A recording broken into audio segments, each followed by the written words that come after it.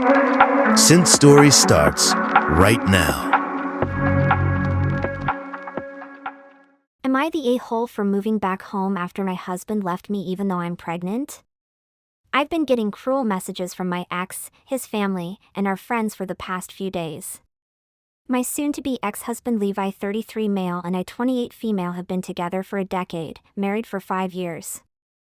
I'm currently pregnant with our first baby and due next month. After I graduated, I moved back to his hometown, a major city on the West Coast, with him. I'm from a bigger city in the Midwest, but loved living out there. I thought we were happy. We planned our baby and were so excited. But a few weeks ago he told me he was going to file for divorce. He said he didn't want to be tied down anymore, he was still young and needed to live his life, etc. He said there was nobody else, but I know since then he's been seeing someone. He wanted me to move out, but this is my house too, I put down the down payment even. So he's been staying with his friend Lewis. I can't afford to live here on my own while maintaining my lifestyle. Sure, I could make it work, but it wouldn't be the kind of lifestyle I'd want to live, especially with a baby. I make really good money even, but it's so expensive. I have friends for sure, but not the support system he does. No family here. So I've decided to move back home, and luckily my company has a location in my hometown, so I was able to keep my job. My parents have been so supportive. They're divorced and hate one another, but are now combined in their hatred of Levi, which is interesting to see. They've secured me a nice rental home in my city and refused to let me pay them back, saying I need to save for buy my next house. They're paying for my divorce lawyer and my co-pays at my new doctor here. They're paying, said I'm doing the right thing for my baby, and are happy to help. My mom is about to retire and even wants to watch my baby while I work after my maternity leave. So it's been an ideal situation for me. Levi is furious. He's claiming that I moved to get back at him and am going to try to keep him out of our baby's life. I explained very clearly that I couldn't afford to be a single mom in San Diego, but he doesn't believe me. He's told everyone I moved back to get the upper hand on custody. That's not why I moved, but it's definitely a plus. His job doesn't have any locations here and they won't keep him if he moves. He could get another job here, of course, but he says that's too much to ask of him.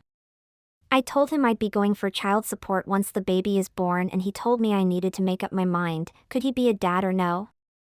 I told him he was going to be a dad regardless, and if he doesn't want to move here then he would be a dad by paying child support. I don't think I'm the asshole, I think I'm doing what I have to do. But it's what I'm supposed to say to all these people texting and calling me and telling me I'm keeping Levi's baby from him. Update. So first off, I thought I was clear in my first post, but the amount of helpful comments who skipped over the following info was driving me insane. I have already moved back to the Midwest and I already have a lawyer. So no need to tell me to move before my baby is born or yell at me to get a lawyer. I have done both. A few weeks after moving out, he had filed for divorce in California. Since I was moving and obtaining a lawyer, I had not yet responded. I have an OBGYN here in my hometown and am set up to give birth here. I have legal advice from a professional.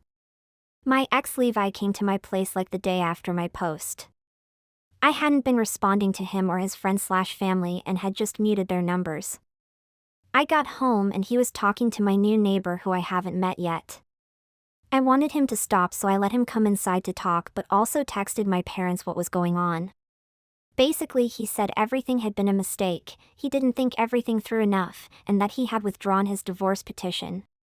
He said he was fine living in my hometown, he need time to find a job but could work on selling the house back west in the meantime, and work remote until he found a new job. Kind of acting like everything was fine? Very strange though, not like he was on drugs. I've seen him on drugs, lol, it's been years, but it wasn't that. I don't know. By the time my dad got there I was very upset and not thinking clearly.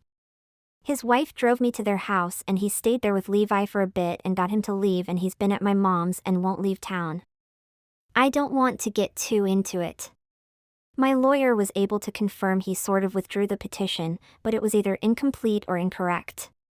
His behavior has been odd, yes. I told them I'm not talking to him unless he gets evaluated, and I don't know if my mom wore him down or what, but he agreed and has been at the hospital all day. My mom's boyfriend has been through a lot of this with his own son and was able to get him into a good hospital, and I hope we know something soon. To be honest, I'm exhausted and overwhelmed. I feel bad saying this, but I don't want to be dealing with this right now. I have so much going on and had already kind of divorced him and started my life as a single mom in my head. I'm not saying I'm going to stay with him even if this is a health thing. He has crossed so many boundaries and hurt me so bad in just 2 months. But I did make a vow that I take seriously, and before all of this, if I told you he'd done any of this, you'd think I was insane. So I'm not really sure why I'm posting an update. I'm not religious, but I grew up Catholic, and maybe someone who reads this and can pray for us, I guess. They'd have a more direct line to the big guy than me right now? I'm not sure what I'd pray for. If he's fine, then he's just an asshole and I am fine divorcing him. But if it's something more, I'm so overwhelmed at the thought of taking care of both him and a newborn. But it would mean he hasn't been deceiving me all these years. Sorry, it's not the best update. Edit, I've gotten a few comments and also want to say this. I have his phone. I now know for a fact the woman he was seeing was not the woman I thought. He didn't meet that woman until after he'd filed for divorce, and that she still wants to be with him. I'm not saying this changes anything, but people kept bringing her up. I told my sister that her father SA'd me. Now she's claiming that I ruined her life. Tigger warning talks of SA. My sister, Lena, female 26, and I, female 30, have always been super close. My mom divorced my father when I was 1 and remarried quite fast to Lena's dad, Bill, when I was 3. They had Lena a year after that. The 4 of us, Mom, Bill, Lena, and I, lived together throughout my entire childhood and teenage years. My father died when I was 10. However, Bill and I never had a father-daughter relationship. He would make clear differences between Lena and I, and was verbally and psychologically abusive, first to my mom and then to me too. He had some good moments. However, he was mostly a POS stepdad and husband, while being a great father to Lena. When I was 19, he started trying to grab my hand in public and go into the bathroom while I was showering. I never mentioned any of this to my mom until one day he started coming into my room in the mornings when no one else was in the house and lay in bed with me. He would give me massages, first just to my back, until one day he tried to put his hand inside my pants. I was honestly terrified and froze.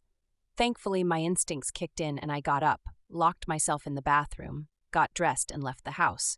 Later that day, he approached me, said that we both knew that I had been provoking him, and that what happened that morning made him really uncomfortable. He then said that it was all a misunderstanding, and if I wanted Lena and my mom to be fine, I should just keep quiet. After many years of abs, he finally broke me, and I agreed, and kept quiet for about 6 months until I broke down and told my mom. She tried to confront him, however she was also terrified of him, and we decided to just tell Lena and leave. Just after this, he was terminally diagnosed with a disease and died a few weeks later, so we never told Lena anything and kept the secret for 10 years. I always tried to separate the stepdad from the father and would be respectful towards his memory whenever Lena brought him up. However, I was not really affected by his death. In December last year, Lena went through a really bad breakup with a really manipulative and narcissistic guy. He was a lot like Bill. And one night when Lena told me everything her ex said and did to her and compared him to Bill, I broke down and told her to be really careful. Guys like Bill and her ex could really cross a lot of lines, and it would kill me if her ex did to her what Bill did to me. It was a very hard conversation. She was going through a really tough time with her breakup, and the timing was less than ideal. However, in my mind, if it helped open her eyes to what people like that could do, it'd be worth it. The next day, I apologized for telling her what had happened, and she told me how it was a really bad time for me to drop that on her. However, she accepted my apology and believed me. Throughout this year, we had been fine. She developed severe anxiety from her past relationship and got into support groups and therapy. She seemed better. About 2 months ago, she began talking to her ex again, And a few weeks ago, she started being really hostile towards me and my mom. When Mom asked her what was happening, she exploded and said that when I told her about what had happened with Bill, I ruined her life. That I never stopped to think how it would affect her and how I had completely shattered the image she had of her dad. That I forced her to grieve two different people at the same time, her ex and the image of her dad. And that I caused all her anxiety, not her abusive relationship, just me. Also, that even though I gave her a weak-ass apology, I never asked her how she was handling it and just kept on with my life, that I should have chosen a better time to tell her, among other things. She has said this to a couple cousins as well. However, she has said nothing to me, just acted hostile. She just left for a month-long trip and I'm hoping time will help. I do feel really bad. However, I'm not sure when it would have been a good time to talk about something like that, and I'm really surprised since all this happened a few weeks ago, and we had this conversation almost a year back. How should I handle this? I don't want to lose my sister. However, I don't want to be re-victimized either for something that broke me in many ways and took me many years to work on therapy. I don't think my sister's the victim here, but I also think that her ex is getting in her head. Am I wrong for not wanting to apologize again? I'm thinking of offering her to take some family therapy when she comes back, but I'm just so mad and hurt. I have always taken care of her, stayed in that house for fear that if I left, he would abuse Lena, protected her from all the yelling, and played songs for her while he would beat my mom. After he died, I helped her financially, emotionally, and always made her a priority. I'm just so confused and need some good advice. AITA for expecting my wife to visit my family for the holidays? My wife, 32, and I, 33, married over 2 years ago and she is still salty about what my parents wore to the wedding. My dad wore jeans with a blazer and my mom wore a Patagonia-like vest under a silk shirt that was clearly visible in Crocs. I understand that was definitely not wedding-appropriate attire and I did tell them what to wear. However, having dealt with them my entire life, I cannot say I'm surprised. She says she is upset because our wedding photos were not nice to look at and she never framed them. My dad also yelled at the waiter, which was bad, yes, but she didn't know until after the wedding and my sister managed to get him under control so it didn't impact the wedding. We fought about this a few days at the end of the wedding. But it died down and we stopped discussing it, partly because my parents live 7 hours away, so she never interacted with them after the wedding. She told me then she wasn't visiting my family and I took it to mean that year, which was fine as the memory was too fresh, but she actually meant never. We had our son 8 months ago and she refuses to come to see my parents for the holidays. I would understand if it was that she wasn't feeling well, but she is feeling amazing because she hiked for hours the previous weekend and wants to go skiing again this season. She basically just doesn't want to interact with my family. My parents are not easy to deal with. My dad is not friendly and he is bitter from being unaccomplished, so that basically has left him with a miserable attitude.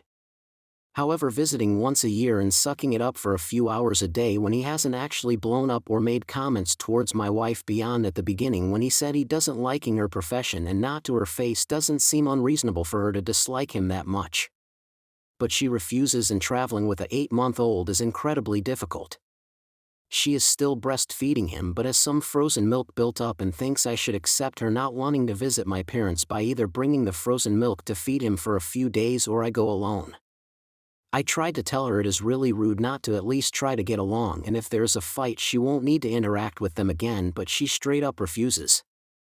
I feel like I'm being made the asshole for expecting her to do this, but speaking with colleagues and close friends, most have family they do not like and most do not like their in-laws and still make an effort to at least go once a year, but my wife says they ruined her wedding photos, so she not visiting them makes them even. I have a feeling my husband is about to cheat and I don't know what to do. I opened up his phone to get some pictures off it. Normal, we use each other's phones frequently. It opened to a text thread about meeting up with his ex-girlfriend for coffee. So yeah, I looked through it. Scrolling back, I see they're texting semi-frequently, once a month or so. She apparently recently moved back to town. The thing is, we have very open communication about meeting up with people no matter who it is. We discuss our schedule. It's not letting either of us go, it's notifying each other where we'll be.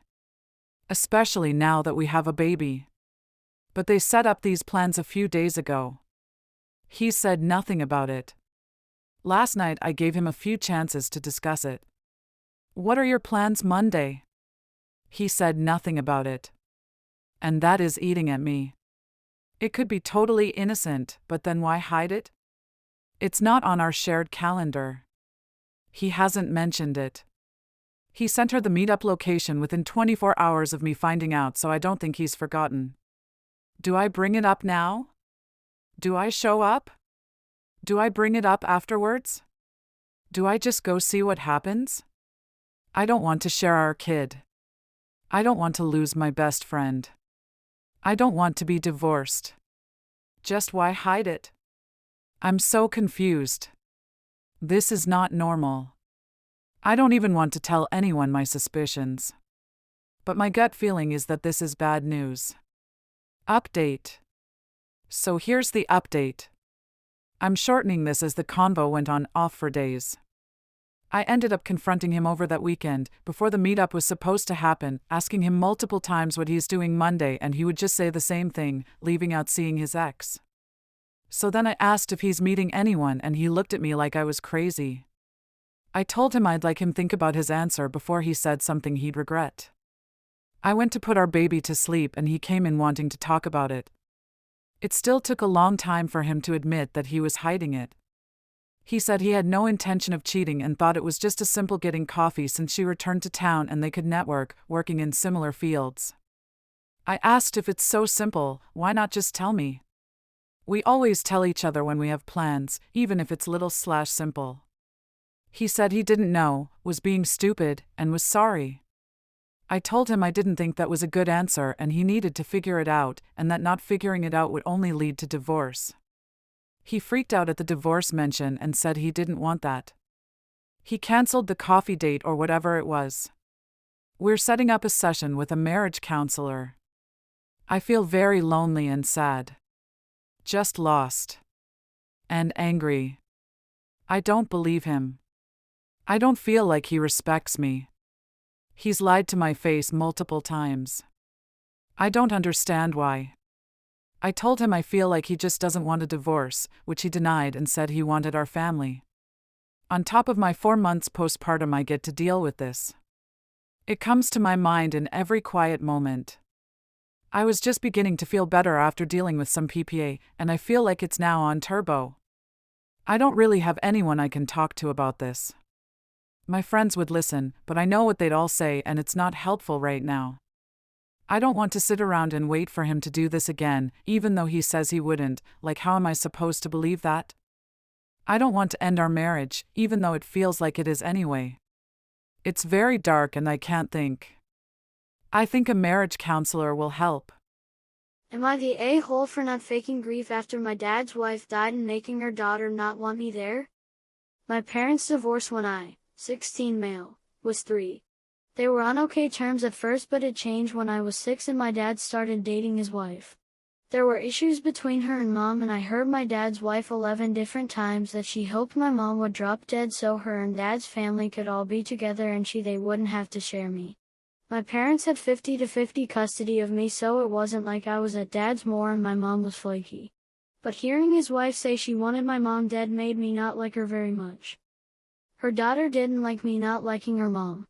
She's a year younger than I am and she was really protective of her mom and still is. We have that in common because I'm protective of my mom. It meant we fought a lot and never got along. My feelings never changed on dad's wife either. Not when my half-siblings were born and not after knowing her for almost 10 years. When she died a few weeks ago, she wasn't someone I missed or grieved for. I still don't. For me, she was someone I sorta had to tolerate because my dad loved her, but she was never special or important to me, and a part of me found it kind of funny after she wished my mom dead so many times. She probably wished her dead more than the 11 times I heard. I never said I found that part funny, but I do. It was Mom's week when Dad's wife died and I went to Dad's house the next day because she died late at night. Dad was a mess and my half-siblings were too, and so was his wife's daughter. It was awkward because Dad kept trying to tell me I didn't need to hold back my tears and it was okay to cry, and I just never felt like I wanted to cry. I couldn't say that though. But his wife's daughter started bringing it up a couple of hours after I got there, and she told me I didn't look sad at all and how much did I hate her fucking mother that I couldn't even look sad or like I lost my second mom. I told her that wasn't what her mom was and she stormed up to her room. Dad told me it was okay to grieve someone I didn't always get along with and that it would make sense because she was a part of my family. I spent most of that visit avoiding the conversation. A few days after, my dad wanted to know if I wanted to do something at the funeral and I said no. That made his stepdaughter angry at me again, or at least made her show it again.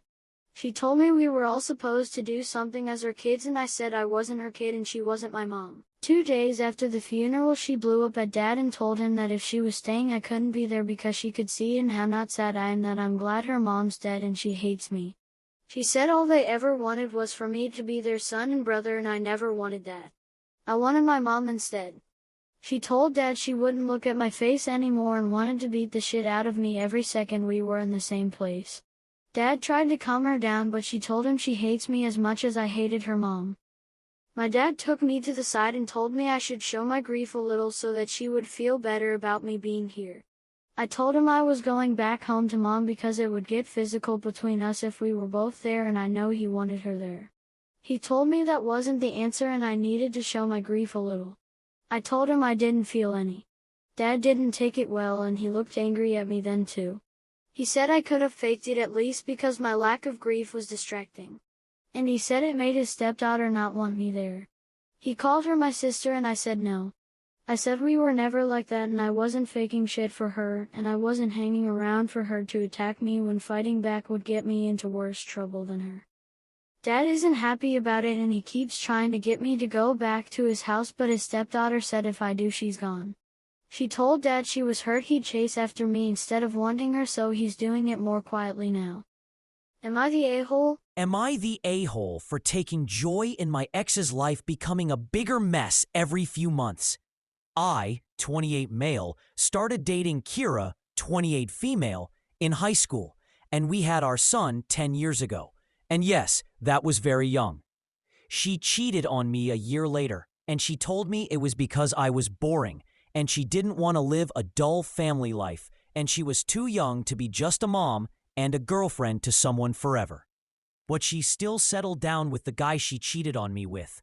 She lost custody of our son 7 months after we broke up because the guy she cheated on me with assaulted me, and she stood by him and moved him into her place with our son there, and was willing to bail him out, which left her with zero money. I was awarded full physical custody, and she had supervised visitation with our son. The guy she cheated with served 3 months for assaulting me, and the rest was suspended for being a first-time offense. She had another kid with this guy and tried to win custody of our son back, but her ex got into more legal trouble, and she was told supervised was all she'd be entitled to. It pissed her off, and she called me a manipulative fucking asshole because there was no way her ex should be in trouble for attacking me when he was only angry that I was taking her son from her. That was the BS excuse given from that point forward. That custody exchange day where my son was returned to me was a good reason to assault me and knock out 2 of my teeth and give me concussion as well as bruises all over and damage to my ribs. A couple of years after that, Kira cheated on that guy and he assaulted her. She left him and ended up homeless for a while, and then tried to get our son back, but she was denied because she refused to disclose her address. After some digging, it was discovered she lived with 2 addicts who had records. CPS got involved with her other 2 kids, but due to a lack of anyone else willing to take them, she kept custody. She did get to see our son for 1 extra visit because she was no longer with the guy she cheated with. She got into another relationship and seemed a little more stable and got some increased visits with our son. It wasn't unsupervised, but it was still more contact. But after a few months of stability, he left her homeless and he stole from her, and she was on the streets again and chose to live with another criminal. This time it was someone who had a long list of violent offenses. A month ago, she was arrested for something related to her roommate, maybe boyfriend, and I was sure to document it with my attorney. We filed to have her visitation reduced, and that was granted under the circumstances. X was furious, and one of her friends, not related to all the shady stuff, but a friend from high school, told me I should feel bad for her and stop being petty and trying to push her out of my son's life. This friend told me I should be helping her, and I asked why I would when she was willing to put our son through that and stand by someone who assaulted his father. I smiled a few times because I really do enjoy seeing how much worse it can get after everything she said and stood by. Her friend told me I was as bad as the abusive guy, and worse even, because I was enjoying my ex's misery and self-destruction. She told me I should want better for my son. I told her the best thing to happen is her not being in my son's life because of her awful choices. Is she right about me? Am I the a-hole? Am I the a-hole for not wanting my brother-in-law to bring his kids to my house the weekends he has custody? Would I be the a-hole if I don't let my brother-in-law bring my nephews over every other weekend when he has custody? This is kind of a long story, so I will try to keep it as short as possible. My brother-in-law, he is bipolar divorced, and the father of 2 kids, 2 male and 3 male, when we first met, and for the first several years I knew him, things seemed to be okay. He was dating and then engaged to his high school sweetheart, and we would mostly see them at typical family gatherings, holidays, birthdays, etc. The first sign of serious trouble began one year at Christmas when I made fun of him for believing that crystals were great for curing all of life's issues. Keep in mind he has a degree in microbiology. At that point, he just stopped talking to anybody in the family for a literal year. Like 18 months later, he and his wife separated because he claimed she was enabling him to not have a job, and he wanted to get a job. And so, surprise, my wife told me the day he moved in that he was moving in. He hadn't had a job in the 5 years after he left college. I wasn't thrilled about this, but as my wife says, family helps family. About 5 months later, he gets a job and moves back in with his wife. Not 2 months after he moves out, they announce that they are pregnant. When their youngest is 1 year old, something happened. He probably became manic. He had been self-medicating with crystals and devil's lettuce for years, and he quit his job randomly that was paying him about $80,000 per year. Almost immediately after this, they announce that they are pregnant with their second child. Because it was during the pandemic, he struggled to find a job, but finally found something running Ethernet cables at a factory. 2 months after his second child is born, he freaks out again, leaving his wife and kids and claiming that his second child isn't his kid. He continues to work for 2 more months, then he suddenly ups and drives from Texas to Northern California, where he lives in the mountains and barters with old burned-out hippies. After 3 months of this, he moves back to Texas and in with his parents.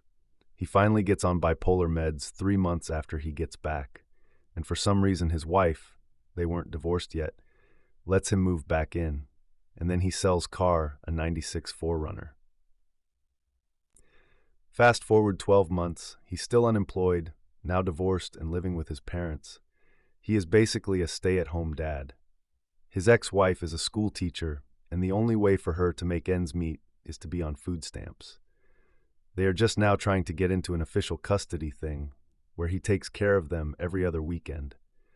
He doesn't want to take them to my in-laws' house where he lives, because my mother-in-law is addicted to pills. This situation is really bad. She basically doctor hops to get more pain meds.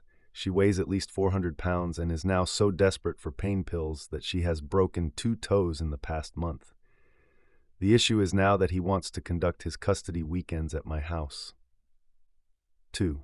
My wife, I love her to death, will drop anything to help anybody, especially family. She is basically the only reason my nephews have clothes. She, of course, is like, I am here to help whatever you need. I, on the other hand, am happy to help, but certainly not every other weekend, and not when that means I have 3 more mouths to feed. It's me, my wife, and 2 daughters, 11 and 13.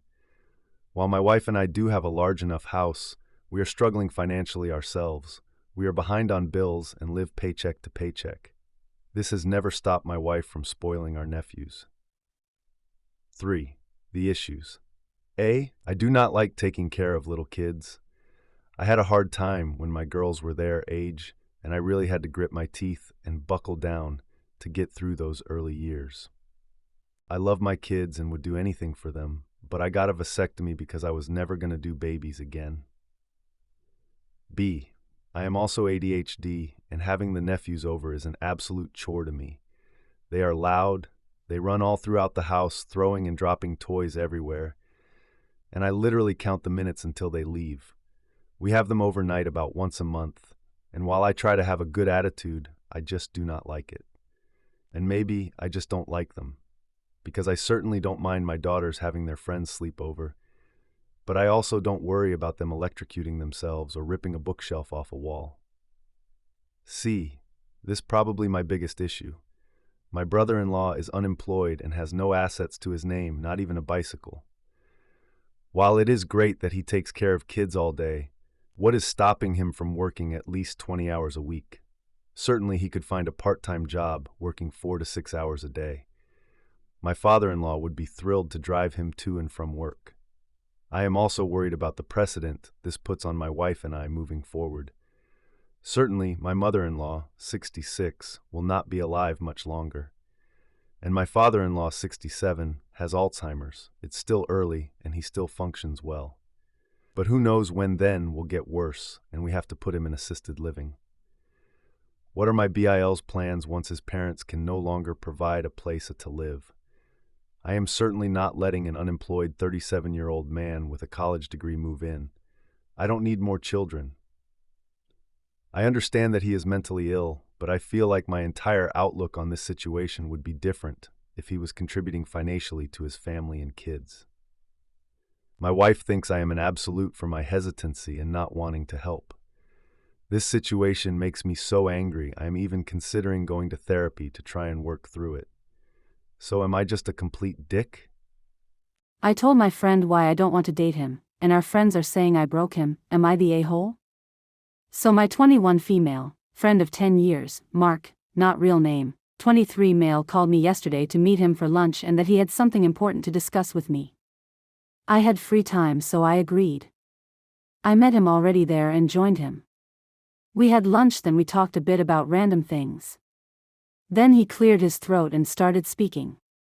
He first told me that he didn't understand why I was dating my now boyfriend when he's a better match for me. I asked him to explain. And he basically went on about how he liked me first and he met me first. He's more good-looking, knows me better, he's taller than my boyfriend and more successful, which is not true in a way. My boyfriend works aside from growing up in wealth while Mark's entire life is funded by his parents' money, lol. He told me he doesn't understand how I can be with him when he's always been around waiting for me. I was out of words and asked him if he wanted me to be honest. To which he said yes. I told him that I would never want to date him given how I've seen the way he treated his past girlfriends. He ghosts them when he feels like it and just expects them to be there waiting. I told him he's too immature and irresponsible for me and that dating him would be exhausting. I also explained that the reasons I mentioned was why over time I started putting a distance to our friendship, because I didn't like the way he treated the women in his life. When I was done he was just quiet, he just excused himself and left. I went home and went about my day. Later in the evening our other friend started asking what I did to Mark and that he's been a wreck since he met me for lunch, he's drinking and not telling anyone what happened. I explained to them what happened and they are saying I was harsh. And that I broke him blah blah blah. But I think someone had to tell him the truth. So Reddit fam, am I the a-hole? Edit 1, I know everyone says this but whoa. I didn't think this post would blow up so much. I'm trying to get through the comments and answer some questions that are there. Was sort of occupied the whole day so I just opened Reddit. Thank you all for the comments honestly. Edit 2, I'm so overwhelmed by the comments in a good way. Most are really funny, I've been laughing so much I woke my sister's baby. I've sent my post to my friend, not associated with Mark, and our group chat is blowing up with more laughter. But in all seriousness, I'm thankful for the great comments and people giving advice on my safety. I'll definitely be more aware of my surroundings going forward. I don't know Mark as a violent person, but then again, this incident has proved that I may not know him like I think I do. Mark is currently blocked from everything. Our mutual friends who were supporting him and calling me out are also blocked. And this is also a learning lesson to me, to distance myself a lot more quicker next time I see red flags in future friendships. Thank you again, Reddit fam. If anything happens, I'll update you all. And I'll still be reading the comments and answering what I can. Edit 3. I have an update, but I'm not sure if I should put it below here since this post has gotten quite long, so I'll just make a new post for those who are still interested in this post. Update. Hello Reddit family. I don't know if anyone will find this, but I did get a lot of comments and a lot great suggestions and help on my first post, so I feel like I owe you an update, lol. So a couple things have happened since then. After some people mentioned things on my safety, I took it to heart and told my sister and her husband. I live with them for now. The issue. Of course, it was also just in case my ex-friends were to stop by the house, since they would do that sometimes. Since there's a baby at our house, my sister's baby, they thought having cameras was not a bad idea, for everyone's safety. And I told my boyfriend as well, since some of you were worried about his safety too. He's a fit guy and has security at his house, so he'll be alright. On Friday, I went to a birthday party with my boyfriend for one of his friends, and everything was going well until I saw one of Mark's sidekicks. Let's call him Ben. I pass him without saying anything and he just looks at me. I notify my boyfriend that he's there and we decide to not let him bother us. An hour later I saw him, Mark, talking to the birthday girl. Not surprised, they know each other honestly. Most of us went to the same primary school and stayed connected through the years. Then he made his way over to us smiling like nothing happened. He went straight to my boyfriend and extended his hand. I'm Mark, you remember me, right? And you must be the boyfriend, he says. My boyfriend shakes his hand, being polite of course.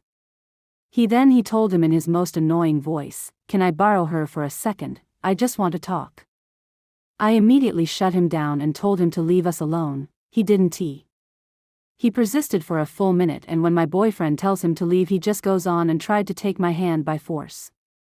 My boyfriend, being already annoyed by the whole issue, slaps the arrogance out of him. He tries to fight back, but my boyfriend punches him in his face. The security people were called and took him out shouting, and we left after explaining the whole thing to the birthday girl.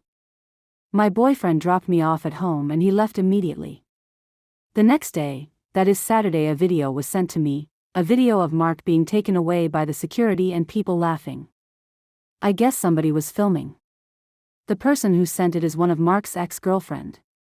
Her message was, served him right. So yeah, that's where we are now.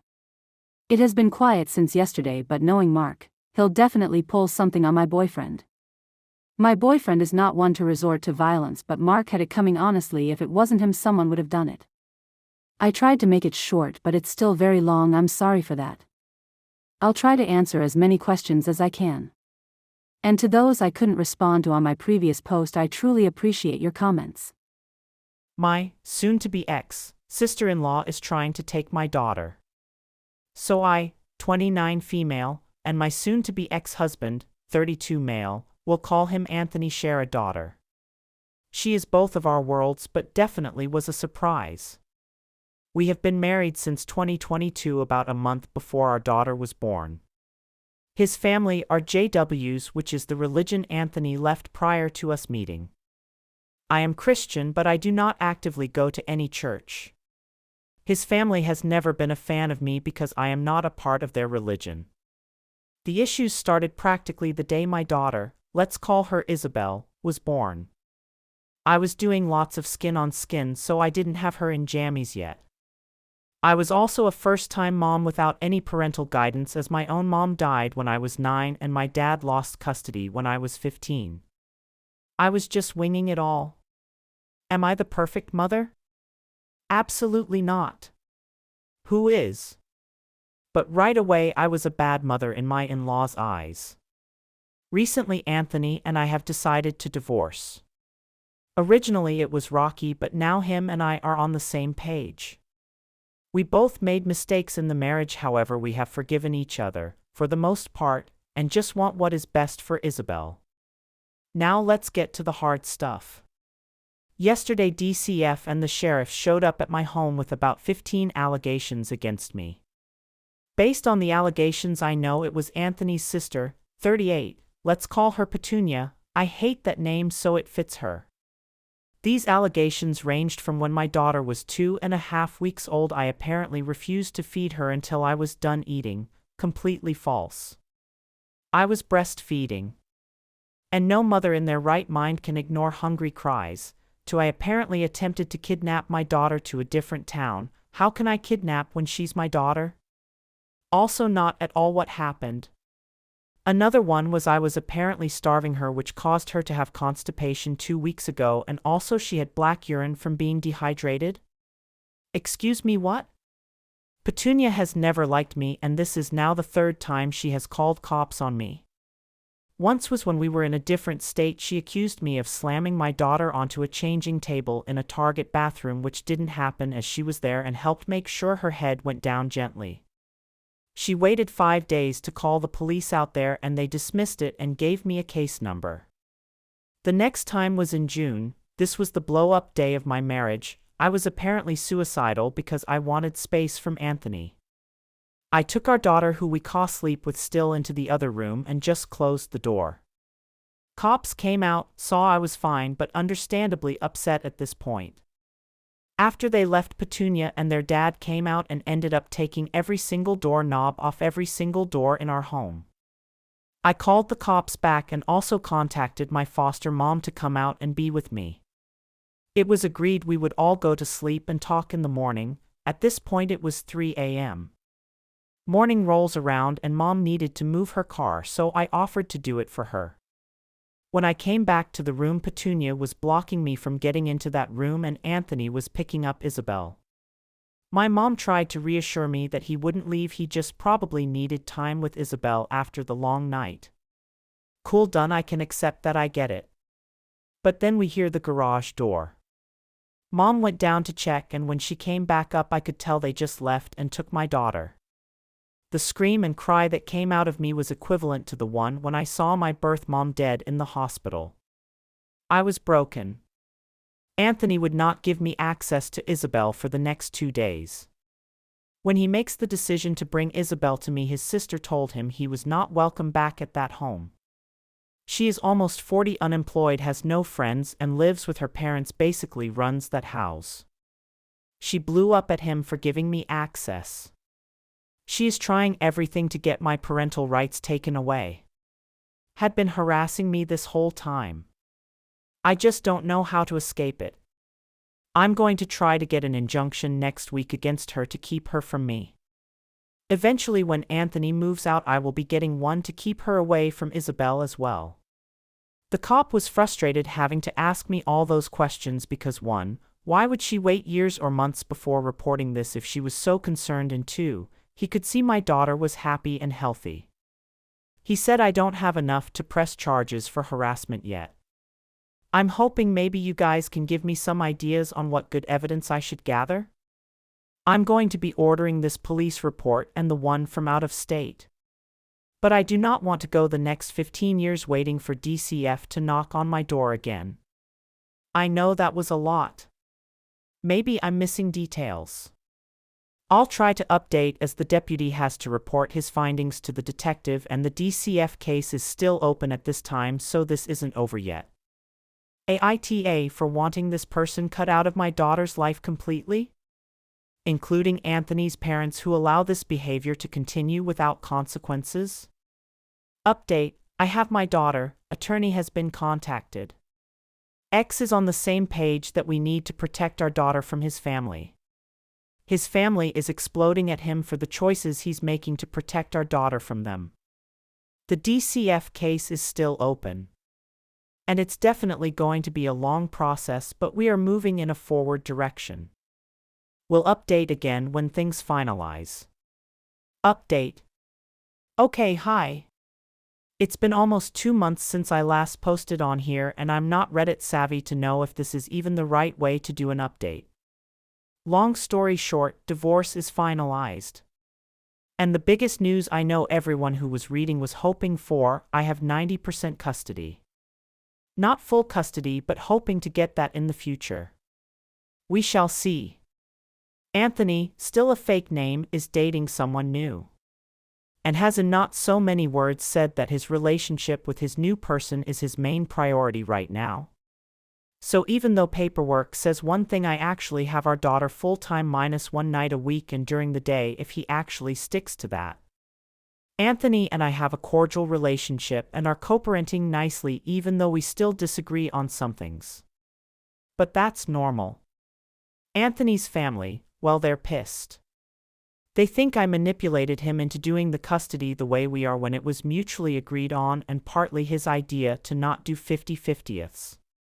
Petunia is still a raging word I should not say. She has had no contact with our daughter since DCF was called. I am slowly putting myself back out there into the dating world, but taking it very, very slow. I don't have time for shenanigans and my main focus is my daughter. She recently got put into school and is thriving. All in all, we are doing great and settling into a very nice routine. Thank you again to everyone in my last post for your advice. Am I the a-hole for backing away from my niece after having a falling out with her mom? This is my first time posting, and I am doing it from a throwaway account with fake names because my family lurks on here. Here is some background. I am a 37 female. I have been married to my husband, 39 male, for 13 years. We have a 12-year-old son. For the past 11 years, we have become closer with my cousin, 38 female. To keep it simple, we will call her Z. Z has an 11-year-old daughter, who I will refer to as DJ.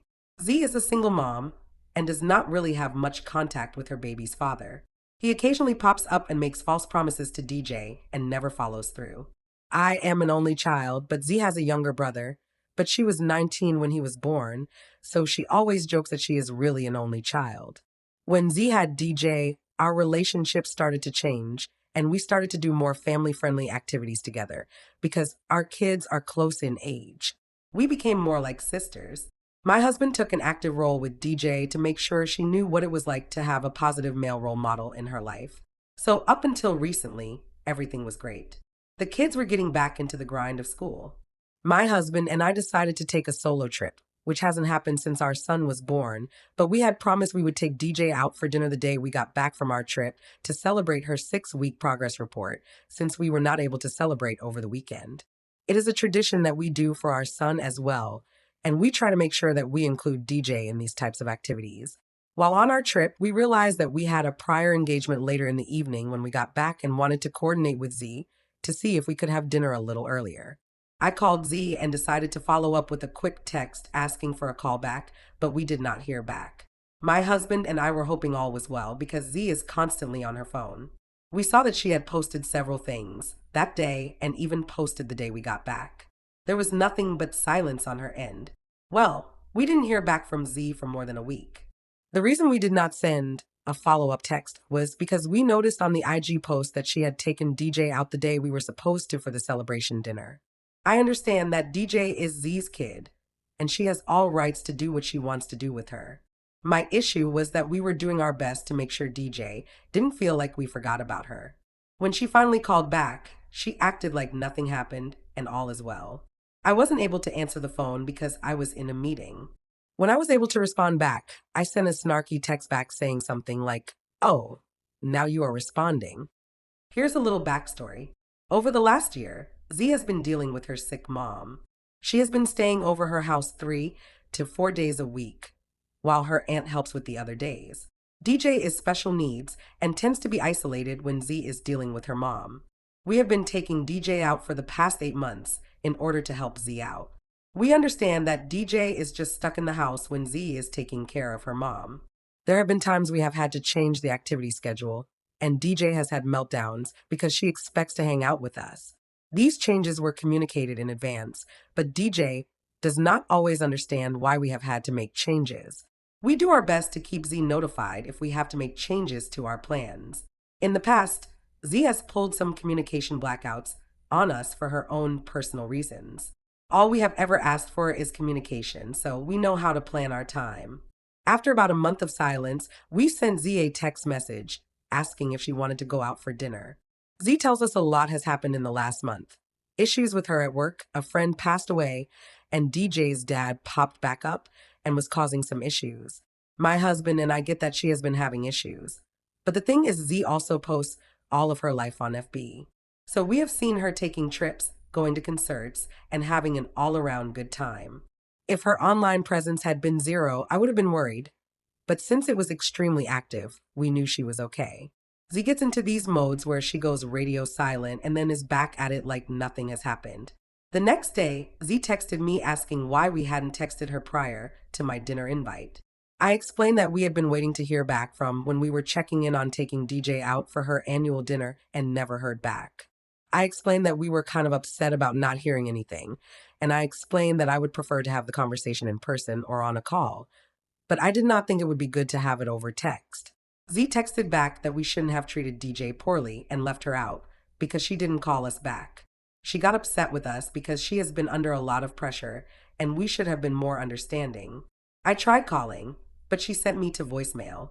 I texted back explaining that we were trying to keep our promise to DJ, but we needed to communicate with her about what we needed due to a time crunch, and we were basically left on read for over a week. My husband and I understand that life happens. But as a common courtesy, we expect at least some form of acknowledgement when we are trying to plan something with Z's child. I also explained that since there was a lack of communication on her end, we did not realize what was happening. Z then doubled down and explained that she doesn't report to us on anything and called me overbearing. In her message, there were tones of resentment, and she basically ended it by saying that she is going to go her way because we are at different paths in our lives. All this was said with the aspect that we should keep our relationship with DJ, and we need to communicate with DJ to plan stuff and take her out. I didn't respond any further after the last text message because I didn't want to engage in the energy Z was putting out. My husband and I were extremely hurt by what was said. We have done nothing but tried to support Z and DJ during their hard times. We never tried to make her feel less than, and literally this is the first time we have had any real issues. We have had disagreements, but they were extremely minor. In the past, Z has done a disappearing acts on us, and we find out she has gone through some issues way after the fact, which is fine. We still took DJ out once after the text because we had already promised we would go to an amusement park. We had a great time, but drop-off was awkward because all talking went through DJ. My husband and I don't feel comfortable taking DJ out anymore because now it feels like an expectation from Z that we have to take DJ because we always have. Am I the a-hole if I back away from my niece even though she is innocent in this mess? Thanks for listening. Like, comment, and subscribe.